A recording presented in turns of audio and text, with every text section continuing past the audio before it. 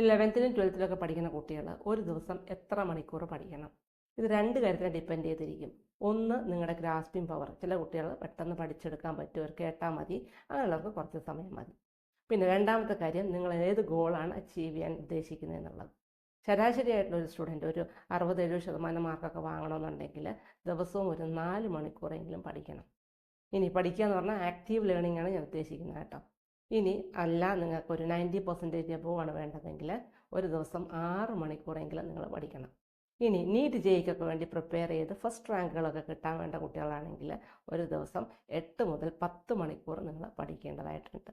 അപ്പം ട്യൂഷനൊക്കെ കഴിഞ്ഞ് വന്നിട്ട് ഇത്രയൊന്നും സമയം ഞങ്ങൾക്ക് കിട്ടാനില്ല എന്ന് പറയുന്നവർക്കായിട്ട് ട്യൂഷൻ ടൈം എല്ലാം മാറ്റി വെച്ചിട്ട് ഒരു ഫ്ലെക്സിബിൾ ആയിട്ടുള്ള, നിങ്ങൾക്ക് അധികം സ്ട്രെസ്സൊന്നും തോന്നാത്ത ഒരു ടൈം ടേബിൾ ഞാൻ ഡിസ്ക്രിപ്ഷൻ ബോക്സിൽ കൊടുത്തിട്ടുണ്ട്. ഒന്ന് കയറി നോക്കുക. നിങ്ങളുടെ ടൈമിങ്ങുമായിട്ട് സിങ്ക് ആവണതാണെങ്കിൽ ഫോളോ ചെയ്യുക. Thank you.